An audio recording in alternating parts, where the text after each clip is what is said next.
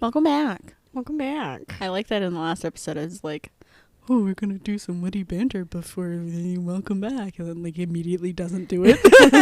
So what case do you got for us this week? This is the one of Tarlin Grant. So this one happened in Lower Michigan. Woo.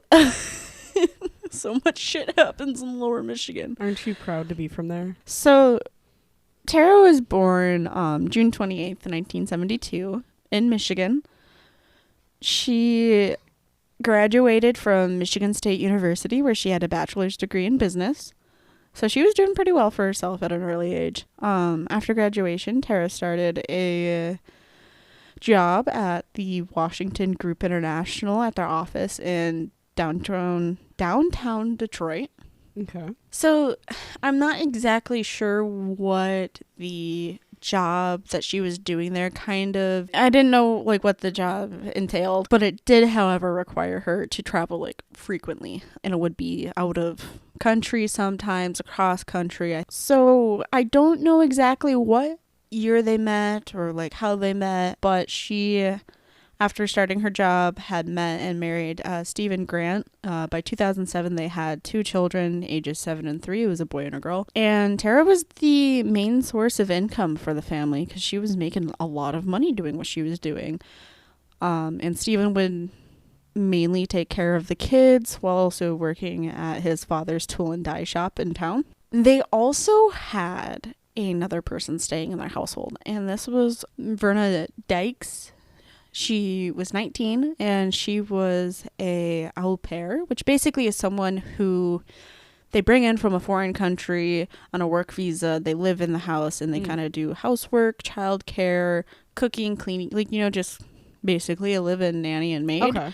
But they're essentially working to get their Working for their visa and green card, and she was only 19, and she was from Germany. Okay. See, when I lived down in Florida, there was a huge population down there that would come over on work visas, and they were working towards getting permanent residence as well. Yeah. So, February 14th, 2007. Why does it always happen on Valentine's Day? This could have been a Valentine's Day case. Fuck! Anyway. So could have murder muscles. Yeah. Oh, yeah. Why? It's just the passion of it. Well, okay. Well, the crime itself didn't happen on the 14th. Oh, okay. This was just a significant date. Okay. So Stephen called the Macomb County Sheriff's Office. The town that they technically lived in was just outside of Detroit, Mount Clemens, to report that Tara had been missing for about 5 days. And he said that he didn't report her missing right away because it wasn't abnormal for her to kind of disappear for 5 days, because sometimes she would like have a business trip last minute and wouldn't be able to like tell anyone because she was going somewhere where they didn't have like no service or anything like that. So he wasn't too worried, but it was like when it was that almost answered a week, my question. That he was like, okay, you know, gonna report her missing. She should have been back by now. He said that on the 9th of February, he overheard Tara on the phone saying that, "I'll meet you at the end of the driveway," and watched her get into a dark-colored car, and then he didn't see her after that. So he was assuming, oh, maybe she has a last-minute business trip and just had to, like, leave right away. Okay. So 2 weeks after he reported her missing, Stephen made, like, many media appearances asking for her to come back, like asking for people to look for her, you know, normal spouse of somebody that's missing kind of media stuff. Okay. But then he also, like, on media accused the police of harassment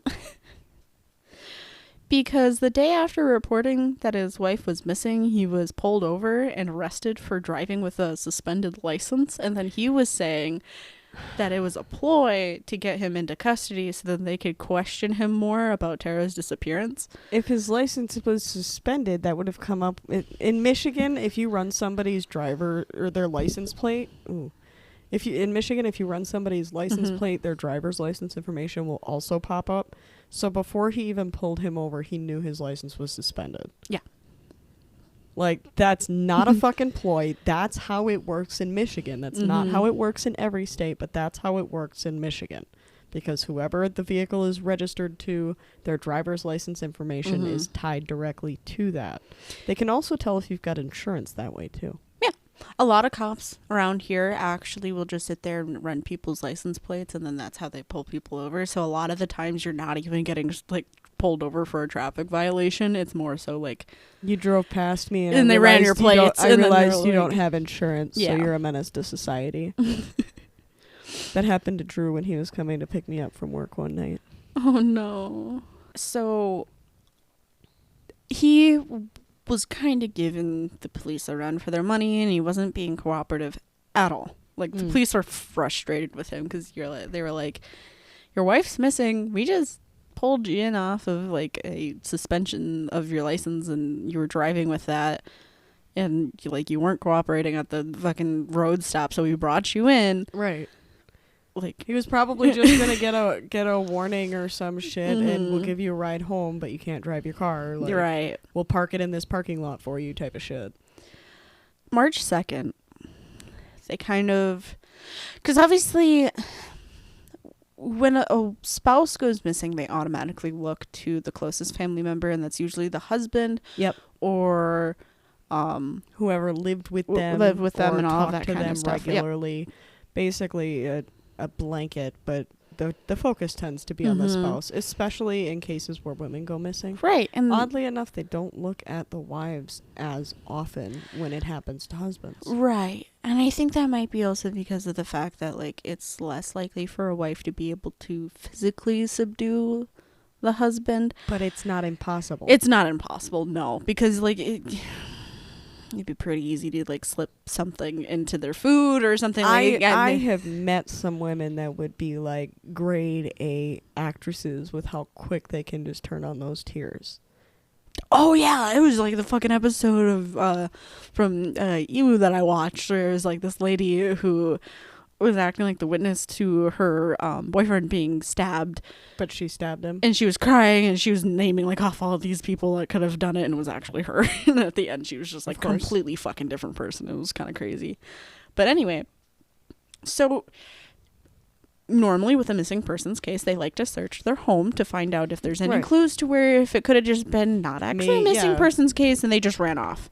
Maybe there's a suitcase missing or clothes missing or a email receipt for like a hotel rental pretty or standard. Something. Yeah. So when they got the search warrant, because you still technically have to get the search warrant, especially if he wasn't being willing cooperative, yeah. So they probably asked him, "Hey, can we search your home?" And he's probably like, "No, I don't want you to fucking do that." And I'm going to talk to my lawyer. Yeah, which is always smart, but still. So they go in and they are doing the search warrant, and they get to the garage to kind of see, like, did her car get taken or anything like that. And they find a trash bag. And inside that trash bag is a dismembered human torso. In his garage. That came back to be Tara's. So Tara was murdered. Was he gonna keep it? Well, fuck, you'll get your answer. It's a good thing that it wasn't in the car when he got pulled over. Well, yeah. For him, maybe. Yeah. In the overall aspect of the case, it was a horrible thing all the same. But can you imagine how different that arrest would have gone if it had just been like, well, we pulled you over for the suspended license, but we took you in for the disembodied torso in your back seat. So when they did the search warrant on the house, Steven wasn't at the house. So they found this without him there, and they're like, okay, well, we need to go get fucking Steven because now he has a lot to fucking answer to. Yeah. Steven was fucking gone. He fled. He was gone. I thought they had him in custody at that point. No.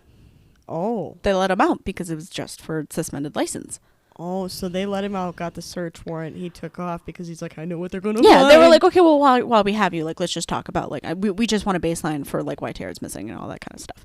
When's the last time you heard her? Right, like routine shit. Right. So he fled.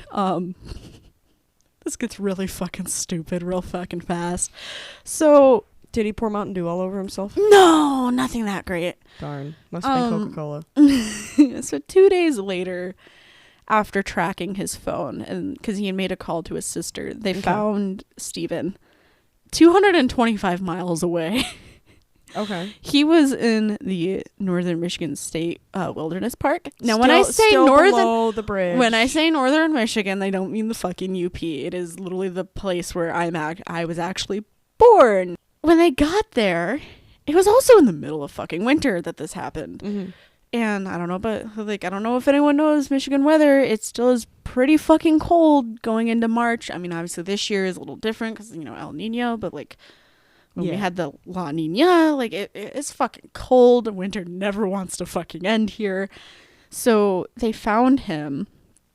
He had a bunch of fucking pills with him. He had a bunch of fucking alcohol with him. And he even stated that the intention of having those items on him was he intended to kill himself. Okay. He had no fucking protective clothing. I think they found him like a hoodie and jeans. That's all he had. That's all he had. So he had hypothermia. So he had to be airlifted to Northern Michigan Hospital in Petoskey. It's where I was born. The funny thing about with Petoskey, with knowing how to spell it, is literally Petoskey. And it's really funny that that's where my dad's Isn't also it also from. the Michigan Stone? Petoskey Stone? Yeah. That's where they're found. Fun fact. Yeah. So they airlifted him to the Petoskey Hospital. Yeah, the Northern to Michigan treat Hospital him for the hypothermia and stuff. Hypothermia, I'd imagine he probably had like frostbite too. Yeah. So it was just treatment of that. And then obviously when he was in the hospital and he kind of realized like, fuck, like they found it. Shit. Shit. He confessed to strangling Tara to death on the 9th of February after an argument where he accused her of spending too much time with a coworker because you're cheating on me. It's really fucking stupid. Oh, this is where the stupid comes in? This is where the stupid comes in. So, because she had just returned that day from a business trip with that coworker from returning from Puerto Rico. I'm assuming a male coworker. Yeah. And the children obviously did not witness this. They were in bed the whole time that everything happened. But after he had strangled her, he took her body to his father's tool and die shop where he worked and dismembered her. He then took her remains to a nearby creek in a local park. But then when he found out that police were going to be searching the area for her when they were still like looking for missing persons, not like a body, he went back and he grabbed only his wife's torso. I think they did find the rest of her body parts in that park, and he brought it back to his garage and kept it. I really would love to know what he had planned to do. Like, it was after a while that they were like, okay, like not a lot of stuff. Like, okay, we get that you thought that she was cheating on you, but I feel like more was happening in this story, and they asked Steven to like go over the events of that night again. And it turned out that they had an even bigger argument than police originally thought. So he did accuse her of cheating with that coworker and that she was spending too much time with him, going on too many business trips together. And then she, in return, accused him of cheating. And that's where he confessed that he was having an affair with the 19-year-old that was the live-in nanny in their home. What? So he was actually cheating, and we don't know if she actually was. So, wow.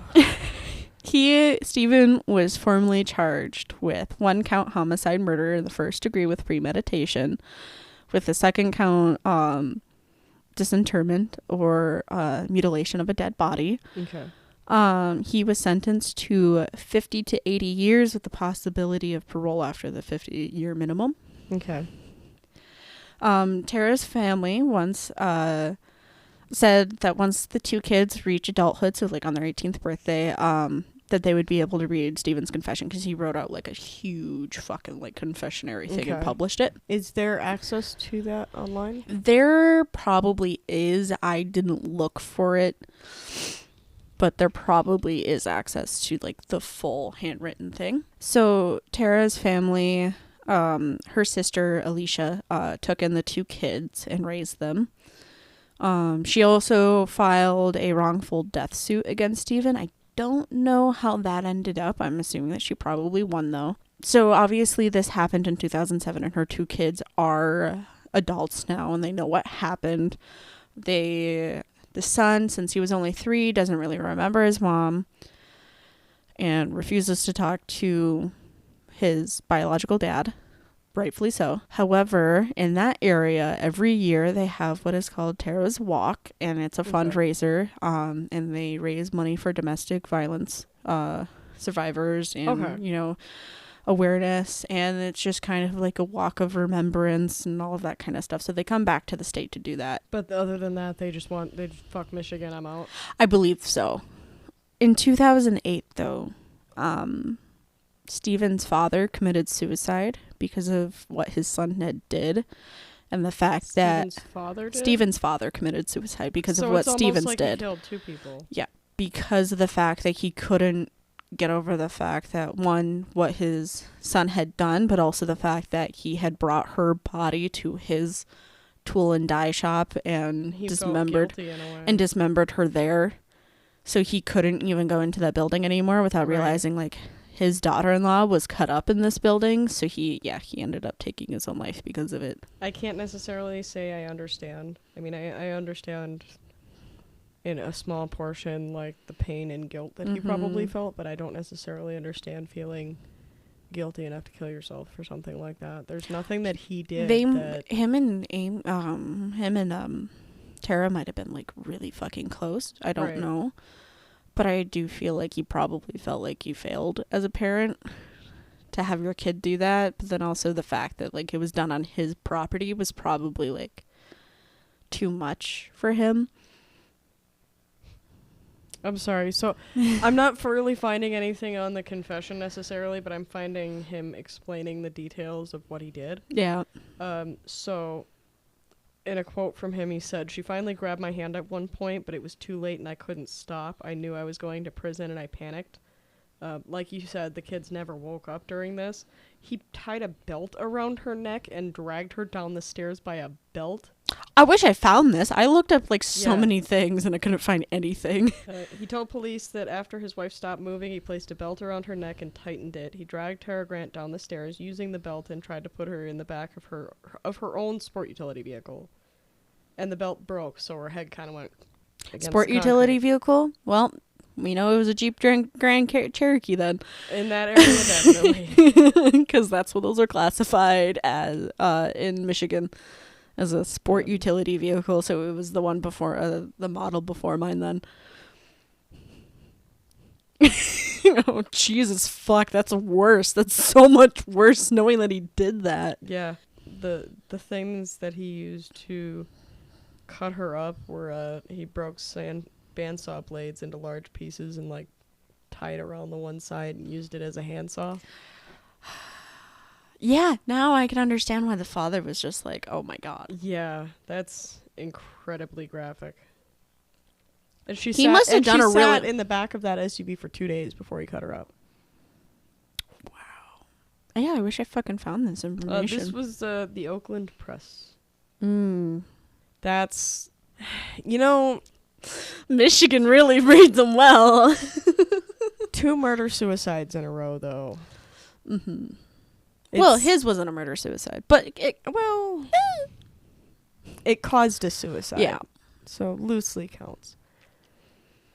I think that, I'm going to feel bad when the next episode after this is just as heavy. Yeah. Don't forget to follow us on social media, Facebook and Instagram, for a sneak peek to what the next episodes are going to be about. And with a recent announcement, Google actually decided that they're getting rid of Google Podcasts. So by the time you hear this episode, we're already on YouTube. On YouTube. Woo! We're on YouTube Podcasts. Search us up on there, the Massacre Matinee. I do believe that you can just Google us and it will just show it as, like, a video with our logo on it. I do believe. Well, it all depends on what episode it is. So the way that it works through the YouTube podcast is you can watch it through the regular YouTube app, and it just has the picture that we do for that episode is going to be the background, but it's just going to be the audio. Yeah, so it's basically a YouTube video, but then you can, like, you know, have it in the background while you're playing games. And it sets us up for the future if we ever become a also video podcast, and we'll probably do some, like, shorts on there from time to time, and especially going into the summer when we're out and about adventuring and stuff. Yeah, so let us know if there's any of that kind of stuff that you would like to see. And I think that's about it for right now. I think so too. So we'll see you guys in the next episode. Should be here shortly. Bye.